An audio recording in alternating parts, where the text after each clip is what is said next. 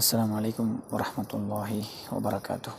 ஷேக் அப்துல் வசீத் புகாரியுடைய ஒரு பெரிய பிரச்சனை பேசுபொருளாகிட்டு பேசிட்டு இந்த விஷயத்தில் நான் சில விஷயங்களை அந்த பிரச்சனை குறித்து நான் முகநூலில் தொடராக பதிந்து கொண்டு வந்துக்கிட்டே இருந்தேன். இதில் ஒரு சில சகோதரர்கள் நீங்கள் எதுக்கு அவருக்கு டிஃபைன் பண்ணுறீங்க, நீங்கள் என்ன அவருக்கு ஃபேனா, நீங்கள் என்ன அவருடைய பெரிய ரசிகரா, அல்லது இந்த பிரச்சனையை எப்படி அணுகணுன்னு பேசக்கூடியவங்களையும் இவர்கள் எல்லாமே அப்துல் பாசித்துடைய பெரிய ரசிகர்கள் அப்படின்ன மாதிரி ஒரு குற்றச்சாட்டை வச்சு பேசுகிற ஒரு விஷயத்தை நான் பார்த்தேன். தனிப்பட்ட ரீதியாகவும் நம்மளுக்கிட்ட இந்த மாதிரியான கேள்விகள் வந்துச்சு. அப்போ நான் இந்த விஷயத்தை கொஞ்சம் தெளிவுபடுத்த தான் வேணும் அப்படிங்கிறதுக்காக நான் இந்த வீடியோ பதிவு செய்கிறேன். உண்மையிலேயே அப்துல் பாசித் புகாரியுடைய இந்த விஷயம் வந்திருக்குது. இது வந்த உடனேயே நம்ம ஏன் இதை பற்றி பேசுகிறோம் அப்படின்னு சொன்னீங்கன்னா, அல்லாஹ் குர்ஆனில் சொல்கிறான், சுப்ஹானல்லாஹ், ஆயிஷா நாயுடைய அந்த பிரச்சனை சம்பந்தப்பட்ட வசனத்துக்கு அடுத்த வசனம் 24வது அத்தியாயம் 12வது வசனம். அல்லாஹ் சொல்கிறான், நீங்கள் இதை கேள்வியுற்ற சமயத்தில் விசுவாசம் கொண்ட ஆண்களும் விசுவாசம் கொண்ட பெண்களும் தங்கள் கூட்டத்தார்களை பற்றி நன்மையானதையே எண்ணி இது தெளிவான அவதூறு தான் என்றும் நீங்கள் கூறியிருக்க வேண்டாமா அப்படின்னு அல்லாஹ் கேட்குறான். முதலாவது, ஒரு பிரச்சனை வருது, அது உண்மையா பொய்யா அப்படிங்கிறது ரெண்டாவது. ஆனால் முதலாவது ஒரு மூமினுடைய கடமை என்ன தெரியுமா? ஒரு மோமினான ஒருவருடைய பிரச்சனை வருகிறது அப்படின்ற போக்கில் அவதூறாக இருக்கணுமே அப்படின்ட்டு நல்லெண்ணம் கொள்ளணும், அப்படி தான் கருதணும்னு அல்லாஹ் சொல்கிறான். இந்த அடிப்படையில் அப்துல் பாசித்துடைய விஷயம் ஒரு அவதூறாக இருக்கணும் அப்படின்ட்டு நம்ம கருதுகிறோம். அது ஆதாரங்கள் இருக்கிறதா இல்லையா, அது உண்மையா பொய்யா அப்படிங்கிறது ரெண்டாவது. அல்லாஹ்வுடைய விஷயத்தின் அடிப்படையில் சாட்சியங்கள் மூலமாக நிரூபிக்கப்பட்டு அவர் குற்றவாளி அப்படிங்கிறது நிரூபணமாகாத வரை அதனை நாங்கள் அவதூறு அப்படிங்கிற அடிப்படையில் தான் வச்சு பார்க்கலாம். அதுதான் மார்க்கத்தினுடைய சட்டம். இந்த முதல் அடிப்படையில் தான் நாங்கள் அப்துல் பாசித்துடைய விஷயத்தை அணுகிறோம். ரெண்டாவது விஷயம், அவர் குற்றம் செய்திருக்கிறாரா, அவர் சம்மந்தப்பட்டு சொல்லப்பட்ட குற்றங்கள் உண்மையா பொய்யா அப்படிங்கிறது நமக்கு தேவையில்லை. அவர் குற்றம் செய்திருந்து இல்லை அவர் குற்றம் செய்யலை அப்படின்னு டிஃபெண்ட் பண்ணுற இடத்துல நானும் இல்லை. ஒருவேளை அவர் குற்றம் செய்து நிரூபிக்கப்பட்டு அவர் மூலமாக பாதிக்கப்பட்டவர்கள் இருப்பாங்களன்னு சொன்னால் நிச்சயமாக நம்ம அப்துல் பாசித் பக்கம் நிற்க மாட்டோம், அந்த பாதிக்கப்பட்டவர்கள் பக்கம் தான் நிற்போம். ஆனால் இந்த இடத்துல ஒரு முஸ்லீமாக, ஒரு மோமினாக, ஒரு மோமினுடைய பிரச்சனை வருகிற நேரத்தில், தீர்ப்பு இல்லாத நேரத்தில், அது ஒவ்வொருத்தராக பேசுகிறாங்க, அவங்கக்கிட்ட ஆதாரத்தை வச்சுக்கிட்டு பேசுகிறாங்க. அப்படிங்கிறதுனால அது உண்மைதான், அவர் குற்றவாளி தான் அப்படின்னு என்ன செய்யலாது, நிரூபிக்க இயலாது. இஸ்லாம் அப்படி அந்த சட்டங்களை, அந்த குற்றங்களை நிரூபிக்காது. இன்னும் சொல்லப்போனால் ரசூல் ஸல்லல்லாஹு அலைஹி வஸல்லம் அவங்கள்ட்ட நான் நினைக்கிறேன், இஸ்ரேல் எல்லாம் தான் நினைக்கிறேன், அவங்க வராங்க, யார் சொல்லலாம் நான் விபச்சாரம் செஞ்சிட்டேன்னு சொல்கிறாங்க. குறித்த நஃபரே சொல்கிறாரு ரசூல்லா கிட்டே, நான் விபச்சாரம் செஞ்சிட்டேன்.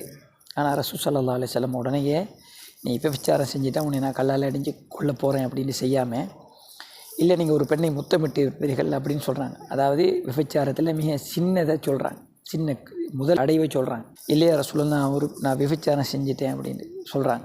ரசூலுல்லாஹ் அதை அக்செப்ட் பண்ணலை. ஒரு சஹாபி அனுப்பி அவர் மனநலம் பாதிக்கப்பட்டுக்கிறாரா அல்லது ஏதாச்சும் போதையில் பேசுகிறாரான்னு பாருங்கன்னு அனுப்பி வச்சு அவர் போய்த்து செக் பண்ணி அவர் அப்படியெல்லாம் இல்லை தெளிவாக தான் பேசுகிறாருன்னு சொன்னதுக்கு பிறகு தான் தண்டனையை கொடுக்குறாங்க. தண்டனை நிறைவேற்றப்பட்ட நேரத்தில் அவர் ஓடுறாரு. அந்த ஓடுனதுக்கு பிறகு அவர் தண்டனை நிறைவேற்றப்பட்டு மரணிச்சிடுறாரு. அந்த விஷயம் ரசூல்லா கிட்ட வருது.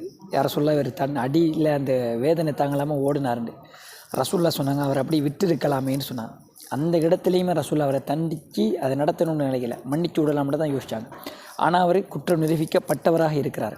இப்படி தான் ரசூல்லாவோட அணுகுமுறை இருந்துச்சு. அடுத்த விஷயம், ஒரு பெண்மணி வராங்க, யார் சொல்லலாம் நான் விபச்சாரம் செஞ்சிட்டேன் ஆனால் இந்த வயிற்றில் கரு இருக்குது அப்படின்னு சொல்லிட்டு ரசூலுல்லாஹ் அந்த பெண்மணி அந்த குழந்தையை பெற்று எடுத்துகிட்டு அதுக்கப்புறம் பெற்று எடுத்துகிட்டு வராங்க, மறுபடியும் அனுப்புகிறாங்க. அதுக்கப்புறம் வரும்போது நீ பால் குடியை மறக்கடிச்சிட்டு வான்னு சொல்கிற நேரத்தில் அந்த பெண்மணி என்ன செய்கிறாங்க, பிள்ளையோட கையில் ரொட்டி துண்டு கொடுத்துட்டு கொண்டு வராங்க. அதுக்கப்புறம் அவங்க கலர் அடித்து கொல்லப்படுறாங்க.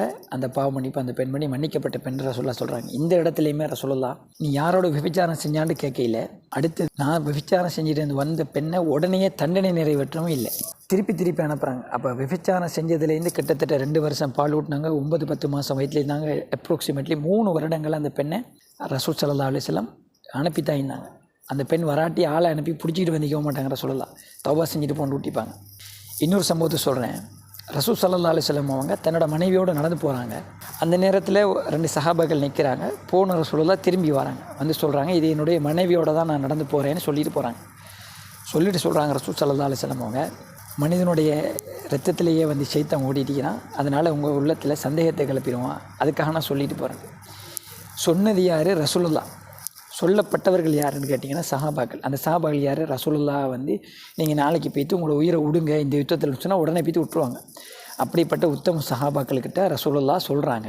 2வது ஷைத்தான் உடனே ஓடுருவான்னு கேட்டால் நிச்சயமாக ஷைத்தான் சஹாபாக்கள்கிட்ட போராடி தான் ஓடுருவான். அப்படிப்பட்ட சஹாபாக்கள்கிட்டயே ரசூலுல்லாஹ் இப்படியான ஒரு விஷயத்தை சொல்கிறாங்க. ஆனால் இன்றைக்கி பாசித்துடைய வீடியோ வருது, அது உண்மையா பொய்யா அதெல்லாம் 2வது. ஆனால் அவர் மானபங்கப்படுத்தப்படுகிற ஒரு வீடியோ வருது.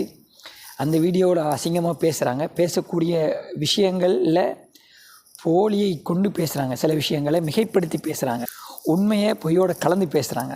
இப்படி அந்த வீடியோவில் இருக்கிற நேரத்தில் அந்த வீடியோ கண்ணா பின்னான்னு பகிரப்படுது. பகிர்கிறவர்கள் யாருன்னு கேட்டிங்கன்னா சைத்தானோட போரிட்டு அவன்கிட்டேருந்து தப்பிக்கக்கூடிய நிலையில் இருக்கக்கூடிய நாங்கள். ஆனால் ரசூல்லா யாருக்கிட்ட அதை சொன்னாங்கண்டா சந்தேகம் வந்துருந்து சைத்தான் போரிட்டு மிகைக்க முடியாத சஹாபாக்கள்கிட்ட, அல்லது சைத்தான் போரிட்டு தான் மிகைக்கக்கூடிய லெவலில் இருக்கக்கூடிய சஹாபாக்கள்கிட்ட. ஆனால் நம்ம சைத்தானுக்கிட்ட போரிட்டு கூட மிகைக்க முடியாத நிலையில் இருக்கக்கூடிய நம்மக்கிட்ட பாசித்துடைய விஷயம் வந்து பரவுகிற நேரத்தில் இது எந்த அளவுக்கு வேகமாக ஒரு போய் பரவும் அப்படிங்கிறதுனால இந்த சம்பவத்தை பகிர தேவையில்லை, அவர் ஏளனப்படுத்தப்பட்டதை, அவர் கேவலப்படுத்தப்பட்டதை பகிர தேவையில்லை அப்படிங்கிற ஒரு நோக்கத்துக்காகத்தான் அவர் முன்னாடி பேசிய விஷயங்கள். அவருக்கு ஒரு பிஸ்னஸ் இருக்குது, அவரை பற்றி குறைகள் ஏற்கனவே பேசப்பட்டிருக்குது, அந்த பிஸ்னஸுக்காக தான் அவர் கடன்களை பட்டிருக்கிறாரு. எந்த பிஸ்னஸுமே இல்லாமல் சும்மா உட்காந்துக்கிட்டு தின்றதுக்காக அவர் 10 கோடியோ அல்லது அதுக்கு மேற்பட்ட கடன்களையோ பட இல்லை. கடன் கொடுத்தவர்கள் இருந்தாங்க, நீங்கள் சும்மா தான் இருக்கிறீங்க, நாங்கள் தெரிஞ்சுக்கிட்டு தான் உங்களுக்கு கடனை தரேன்னு தர இல்லை, நீங்கள் ஒரு பிஸ்னஸில் தான் இருக்கிறீங்க, இன்வெஸ்ட் பண்ணுறோம் அப்படிங்கிற அடிப்படையில் கொடுத்துருக்குறாங்க. அவர் அந்த இன்வெஸ்ட்மெண்ட்டை சரியான மாதிரி மேனேஜ் பண்ணாமையோ அல்லது பிஸ்னஸில் லொஸ்ட் ஏற்பட்டோ அவர் நஷ்டம் அடைஞ்சிட்டார், கொடுக்கலாத நிலைக்கு வந்திருக்கிறார். அது தவறா இல்லையான்னு கேட்டால் அது தவறு, பிழை அல்லது சரி அப்படிங்கிறத அவருக்கு பணம் கொடுத்தவர்களும் அவரால் பாதிக்கப்பட்டவர்களும் சரியான ஒரு நபர்கிட்ட பேய்த்து தீர்மானம், யார் அதை தீர்மானிக்கணுமோ, யார் தண்டனை கொடுக்கறதுக்கான அதிகாரம் இருக்கிறதோ அவங்கள்கிட்ட பேய்த்து இந்த குற்றத்தை சொல்லி அதற்கான நடவடிக்கை எடுக்கப்படணும். அதுதான் முறை. அதை தாண்டி இருக்கக்கூடிய இண்டிவிஜுவல்ஸ் அவரை கூப்பிட்டு இங்கே வாங்க, நீங்கள் எப்போ பணம் கொடுப்பீங்க அப்படின்னு சொல்கிற நேரத்தில் இவர் நான் எப்போ வேணாலும் கொடுத்துக்குவேன், உன்னால் என்னத்தை பார்த்துக்கன்னு சொல்கிற நேரத்தில் அதை வந்து இவர் மோசடி செஞ்சிட்டான்னு சொல்கிறதெல்லாம் முறை கிடையாது. இண்டிவிஜுவலாக போய்த்து கிண்டுறதுக்கு நமக்கு என்ன உரிமைக்குது? ஒரு ஜமாத்து இது, அந்த ஜமாத்து யாருக்குமே தெரியாது, சரியா? யாருக்குமே தெரியாத ஒரு ஜமாத்து, அந்த ஜமாத்து வந்து தன்னை ஜமாத்துன்னு சொல்லிட்டு இருக்குது. அது உலகம் அறிஞ்ச ஜமாத்தா ஊரறிஞ்ச ஜமாத்தான்னு கூட தெரியாது. அந்த ஜமாத்து வந்து ஜமாத்தில் நாங்கள் விசாரிக்கிறோம்னா ஜமாத்துக்கு யார் அதிகாரம் கொடுத்தது ஒரு இண்டிவிஜுவலை பற்றி விசாரிக்கிறதுக்கு? ஆக இந்த மாதிரி தனிப்பட்ட நபர்கள் தனிப்பட்ட ஒரு நபரை விசாரித்ததை, தனிப்பட்ட நபர் மீது சொன்ன வன்மத்தையும் கொரூரத்தையும் சோசியல் மீடியாவில் வந்து ஒரு சில நிமிட வீடியோக்களை அப்படியே பகிர்கிற நேரத்தில் எதுக்காக பகிர்றாங்கன்னு பார்த்தா, பகிரக்கூடியவர்கள் யாருன்னு பார்த்தா அப்துல் பாசித் பாதிக்கப்பட்டவர்களுக்கு நியாயம் கிடைக்கணும்னு பகிர்றாங்கன்னு பார்த்தா அப்படியும் இல்லை. அவர் இந்த குறைகள் வராட்டியுமே அப்துல் பாசித்தை குறை சொல்லக்கூடியவர்கள் அந்த வீடியோவை வேகமாக பரப்பிக்கிறாங்க. ஒரு சிலர் தனிப்பட்ட ரீதியாக அப்துல் பாசித்துடைய விஷயங்கள் தெரிந்த நபர்கள் பேசுகிறாங்க. ஆனால் அவர்கள் கூட என்ன செய்யலை, ஆதாரங்களை வெளியிட்டு பேசுகிறதுக்கு ரெடி இல்லை. ஏன் நீங்கள் ரெடி இல்லை? உங்களுக்கு அதிகாரம் இல்லைன்றதுனால தானே ரெடி இல்லை. உங்களோட கையில் ஆதாரம் இருந்தாலும் ஏன் நீங்கள் பகிர மாட்டேங்கிறீங்க? ஏன் பொதுவெளியில் பேச மாட்டேங்கிறீங்க? அதை ஆதாரம் இருக்குது, நீங்கள் டிஃபெண்ட் பண்ணாதீங்கன்னு சொல்கிறீங்களே, ஏன் நீங்கள் பேச மாட்டேங்கிறீங்கன்னா உங்களுக்கு அதிகாரம் இல்லை அப்படிங்கிற ஒரு அச்சம் கூட உள்ளத்தில் இருக்குது. அந்த அச்சம் தான் எங்களோட உள்ளத்துலேயும் இருக்குது. நாங்கள் என்ன சொல்கிறோம், பாதிக்கப்பட்டவர்கள் யார் அதை தண்டனை கொடுக்கலுமோ, யார் நடவடிக்கை எடுக்கலுமோ அவர்கிட்ட போய்த்து கம்ப்ளைண்ட் பண்ணட்டும். அதுக்கு பிறகு அவங்க நடவடிக்கை எடுக்கட்டும். அதுக்கு பிறகு அவர் குற்றவாளி நிரூபிக்கப்படட்டும். அதுக்கப்புறம் நாங்கள் பேசலாம், இவர் இந்த குற்றத்துக்காக தண்டிக்கப்பட்டிருக்கிறார் அப்படின்னு மட்டும்தான் பேசலாம். அதுக்கு அவர் மேலே ஈக்கிற எல்லா குரோதத்தையும் அவர் மேலே கொட்டுறதுக்கு நமக்கு உரிமை இல்லை. தனிநபர் விடயங்களை எங்களுக்கு பேச இயலாது. ஏன்னா அல்லாஹு தாலா நாளைக்கு மறுமையில் என்னையை விசாரிக்கிற நேரத்தில் எனக்கு ஒரு திரையை போட்டு விசாரிக்கணும்னு நான் நினைக்கிறேன், சரியா? அதனால் மற்றவங்க அவருடைய பகிராதீங்கன்னு நான் கருதுகிறேன், பகிரப்படுறதை நான் வெறுக்கிறேன். இதுதான் அதில் சுருக்கம். இவைகளை வைத்து கொண்டு நாங்கள் அப்துல் பாசித்துக்கு மட அடிக்கிறோம், அப்துல் பாசித்துக்கு செம்பு தூக்குறோம், அப்துல் பாசிதரை ஃபேன், நாங்கள் அப்துல் பாசிதரை வந்து என்ன சொல்கிறது என்னமெல்லாம் சொல்கிறாங்க. உண்மையை சொல்லப்போனால் அப்துல் பாசித்துடைய உரைகளை நான் பகிர்ந்தது நான் நினைக்கிறேன் 2017ஆம் ஆண்டுகளுக்கு பிறகு நான் பகிரவே இல்லை. அவருடைய வீடியோக்களை நான் பகிர இல்லை. இந்த பிரச்சனை வந்ததுக்கு பிறகு அவரோட குற்றச்சாட்டுகளோட சம்மந்தப்பட்டு அவர் இந்த பிரச்சனை வந்து இது வீடியோ வழியாக முன்னாடி சில விஷயங்களை இது சம்மந்தமாக தெளிவுகளை கொடுத்துருக்கிறார். அந்த கொடுக்கப்பட்ட வீடியோக்கள் இன்றைக்கி பகிரப்பட்ட அந்த 2 வீடியோக்களுக்கு தானே, அந்த வீடியோக்கள் வைரலான அளவுக்கு அது வைரலாக இல்லை. இன்றைக்கி இவருடைய குற்றச்சாட்டுகள் பகிரக்கூடியவங்களுக்கு அவர் என்னத்துக்காக கடன்பட்டார்னே தெரியாமல் இருக்குது. ஆனால் அவருக்கான விளக்கத்தை ஆல்ரெடி கொடுத்துருக்கிறார். அந்த விளக்கம் இந்த மக்களுக்கு போய் சேரட்டும் அப்படிங்கிறதுக்காக பழைய வீடியோக்குள்ளே இருக்கக்கூடிய அந்த முக்கியமான பகுதிகளை நம்ம பகிர்றோம். நோக்கம் அப்துல் பாசித்தை புனிதப்படுத்தணும் அப்படிங்கிறதுக்காக இல்லை, அப்துல் பாசித் பாவங்களிலிருந்து மன்னிக்கப்பட்டவர் என்பதற்காகவும் இல்லை, அப்துல் பாசித் பாவங்களே செய்யலைங்கிறதுக்காகவும் இல்லை. ஒரு முஸ்லீம் பல ஆயிரக்கணக்கான இளைஞர்களுக்கு முன்மாதிரியாக இருந்தவர், வழிகட்டு போகாதவர், மன்ஹஜில் பயணிக்கக்கூடியவர், சரியான பாதையில் இருக்கக்கூடிய ஒரு முஸ்லீமாக இருக்கிறார். மன்ஹஜில் இல்லாதவர் இருந்தாலும் சரியா அவரை தனிப்பட்ட விஷயத்தை பேசுகிறதுக்கோ பகிர்றதுக்கோ நமக்கு உரிமை இல்லை. இதை நான் பர்சனலாக அனுபவித்தேன். எப்படா ஈரான் ஒரு கிரைம் பண்ணுது, ஒரு கிரைம் இல்லை பல கிரைம் பண்ணுது. அது முதலாவது ஷியா மதத்தை கொண்டு இஸ்லாத்தில் கிரைம் பண்ணிச்சு. 2வது ஷியா அரசியலை கொண்டு அதிகாரத்தை கொண்டு சிரியாவில், யமனில், லெபனானில், ஈராக்கில், இன்னும் மத்திய கிழக்கு நாடுகள், குவைத்தில், பஹ்ரைனில், இப்படி பல நாடுகளில் ஈரான் அரசியல் அதிகாரத்தை பயன்படுத்தி UAEயில் கூட அதனுடைய அத்துமீறல்களை செஞ்சிச்சு, கிரைம் செஞ்சிச்சு, இன அழிப்பு செஞ்சிச்சு. சரியா, ஒரு நாட்டினுடைய இறைமையை மீறிச்சு. இதை நான் பேசுகிற நேரத்தில் என்னையை அக்யூஸ் பண்ணாங்க, தனிப்பட்ட ரீதியாக என்னிடமானத்தில் கையடித்தாங்க. பேசியவர்கள் எல்லாருமே போலியாக பேசினாங்க. நான் ஈரானை பற்றி பேசினதுக்கு எனக்கு கேலிச்சித்திரம் வரைந்தார்கள், என் குடும்பத்திலிருந்து பேசினார்கள். எனக்கு பணம் வருது, இல்லை பல நாடுகள்லேருந்து எனக்கு மில்லியன் கணக்கில் பணம் வருதுன்னு என் மேலே குற்றச்சாட்டு சொன்னாங்க. அந்த நேரத்தில் என் உள்ள வேதனைப்பட்டுச்சு. நான் அவங்கள மன்னிக்க மாட்டேன், அவங்க என்கிட்ட மன்னிப்பு கேட்காத வர நான் மன்னிக்க மாட்டேன். மன்னிக்கணுங்கிற தேவை எனக்கு இல்லை. ஏன்னு கேட்டால் நாளைக்கு மறுமையில் என் பாவத்தை குறைக்கிறதுக்கு ஒரு டீம் தேவை, அவங்கள்ட்ட இருக்கிற நன்மையை எடுத்து நான் வெல்லணுங்கிற தேவை எனக்கு இருக்குது நாளைக்கு மறுமையில். அதுக்காக நான் அவங்கள விட்டு வச்சுக்கிறேன். அந்த மாதிரி பாசித்திர விஷயத்தில் விளக்கம் இல்லாமல் நீங்கள் யாரும் மாட்டிக்கிற கூடாது அப்படிங்கிறதுக்காகவும் இதில் இருக்கக்கூடிய விஷயங்களை நான் பகிர்றேன், அவ்வளோதான். அதை தாண்டி வேறு எதுவும் இல்லை. என்னையை போல தான் பல பேர் பகிர்றாங்க. ஒரு சகோதரர், அமெரிக்காவில் இருக்கிற சகோதரர் பாசித்துடைய விஷயத்தில் கொஞ்சம் விஷயங்களை விளங்கி தேடி அவர் சில விஷயங்களை போட்டார். அவர் கூட கடைசியாக ஒரு பதிவு போட்டிக்கிறாரு. இலங்கையில் இருக்கக்கூடியவர்கள் பாசித்துக்கு மிகப்பெரிய ஃபேனாக இருக்கிறாங்க, அவங்கள்ட்ட பற்றி எதையும் சொன்னால் அவங்க கெட்ட கெட்ட வார்த்தையால் திட்டுறாங்கன்னு. உண்மையிலேயே பிழையான ஒரு கருத்து. அவர் எத்தனை பேர்கிட்ட பற்றி பேசினார், அவர் எத்தனை பேர்கிட்ட பற்றி கேட்டார், எத்தனை பேர் அவரை திட்டுனாங்க. ஒரு நபர் திட்டுனா தமிழ்நாட்டிலேயும் தான் திட்டக்கூடியவங்க இருக்கிறாங்க. ஒரு பெரிய பேரியக்கத்தினுடைய தலைவர் ஒருத்தர் இருந்தார். அவர் பிழை சம்மந்தமாக வர்ற நேரத்தில், அவருடைய பிழைகள் சம்மந்தமாக பேசுகிற நேரத்தில், தனிப்பட்ட பிரச்சனையில் மார்க்க பிரச்சனையை பற்றி பேசுகிற நேரத்திலேயே போட்டு திண்டாங்க. அப்போ அங்கேயும் தானே இருக்கிறாங்க. நீங்கள் என்ன பேச வரீங்க? முதலாவது ஒரு நபர் செய்கிறத நீங்கள் ஒட்டுமொத்த சமூகத்துக்கு சொல்கிறீங்க, அதுவும் பிள்ளை. 2வது அவர் பிஸ்னஸ் செஞ்சுக்கிறான்றதை அவர் சொல்லிக்கிறாரு, நீங்கள் இல்லீகல் பிஸ்னஸ்ன்னு சொல்லிட்டு போகிறீங்க, அதுவும் பிள்ளை. ஆக இங்கே தனிப்பட்ட நபர்கள் அப்துல் பாசித்தை பற்றி பேசுகிறது பிழைன்றோம். அதை பேசுகிறேன்னா பாதிக்கப்பட்டவர்கள் பற்றி கம்ப்ளைண்ட் பண்ணுங்கள், போலீஸில் கம்ப்ளைண்ட் பண்ணி சட்ட நடவடிக்கை எடுங்க. அது இல்லாமல் இன்னொரு பேரறிஞர் ஒருத்தர், அவர் நானும் மதிக்கக்கூடிய ஒருத்தர் தான், அவருமே அவரை பற்றி பதிவுகளை போடுறாரு. ஆதாரங்களை வெளியிட மாட்டேங்கிறார். ஆதாரம் ஈக்குதுங்கிறாரு. ஆதாரம் இந்த வெளியே போடுங்களேன், ஏன் போட மாட்டேங்கிறீங்க? உங்களுக்கு அதிகாரம் இல்லைன்னு தெரியுதானே, அப்போ அதை பற்றி பேசாதீங்க, கடந்து போங்க. அதைத்தான் நாங்கள் சொல்கிறோம். அதிகாரம் இல்லாத விஷயத்தை நீங்கள் பேசாதீங்க, அது அவதூறு தான். மார்க்கத்தின் அடிப்படையில் குற்றம் நிரூபிக்கப்படுகிற வரையில் அது அவதூறு தான். அந்த குற்றத்தை யார் நிரூபிக்கிறது?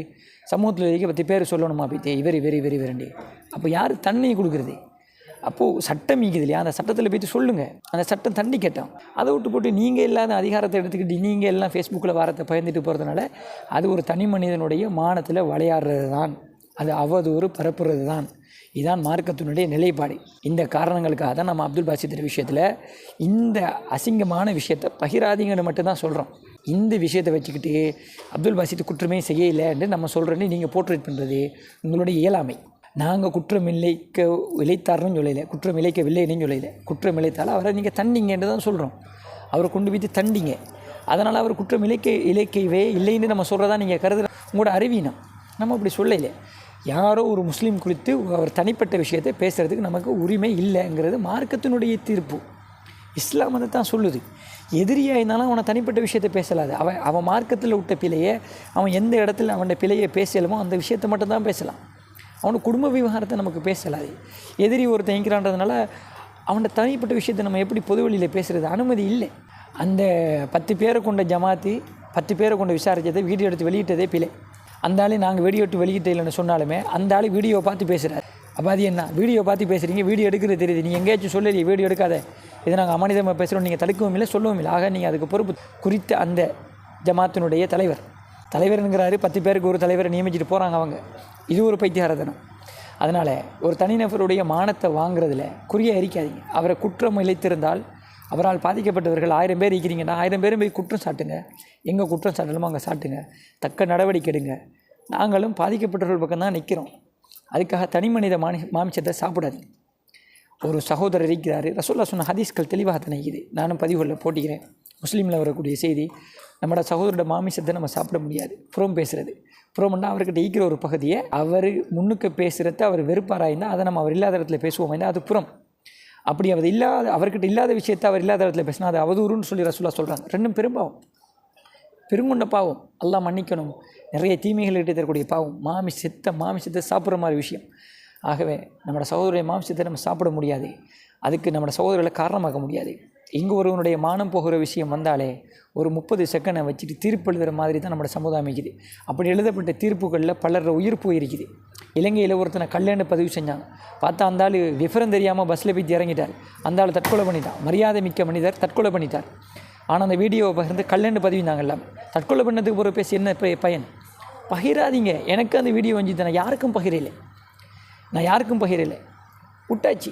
நமக்கு வந்த குழுமத்தோடையே அதை பேசி அதை விட்டாச்சு. எனக்கிட்ட இந்த 2 பேருக்கு போச்சானா இல்லை. நான் இட்மீனாக இருக்கக்கூடிய குழுமங்களில் அந்த வீடியோ வந்துச்சு, நான் உடனே டிலீட் பண்ணேன் எல்லாருக்குமே. இதை நீங்கள் எல்லோரும் பண்ணுங்க. ஆனால் அதை விட்டு போட்டு விளக்கம் சொல்கிறதுக்கு ஏன் பகிர்றீங்க? அதை பகிராமல் விளக்கம் சொல்லுங்கண்ணே. ஆக அப்துல் பாசித்துடைய விஷயத்தில் அவர் குற்றம் இழைத்திருந்தால் அவர் தண்டிக்கப்பட வேண்டியவர் தான். ஆனால் அதற்காக தனி மனிதர்களான எங்களுக்கு உரிமையோ அதிகாரமோ இல்லை அவருக்கு கேள்வி கேட்குறதுக்கோ தண்டிக்கிறதுக்கோ. உங்கள்கிட்ட இருக்கிற ஆதாரத்தையும் நீங்கள் கொண்டு சப்மிட் பண்ணுங்கள். யார் தண்டிப்பாங்களோ அவங்கக்கிட்ட. அதே மாதிரி பாதிக்கப்பட்டவர்களும் வைத்து அவருக்கு எதிராக சட்ட நடவடிக்கை எடுங்க. அதுதான் உங்களுக்கும் நல்லது, அவருக்கும் நல்லது, எல்லாருக்கும் நல்லது. அதை விட்டு போட்டு கண்டவங்க நண்டவங்க இண்டிவிஜுவல்லாம் அவர் மேலே குற்றம் சுமத்தாங்க. இது சமூகத்துக்கு செய்கிற மிகப்பெரிய துரோகம் அப்படின்னு நான் கருதுகிறேன். இதுதான் நான் அப்துல் பாசித் சம்பந்தமாக நான் இருக்கக்கூடிய நிலைப்பாடும், அப்துல் பாசித் சம்பந்தமாக நான் பகிர்வதற்கு பின்னால் உள்ள நிலைப்பாடும். இதை தாண்டி வேறு எதுவும் கிடையாது.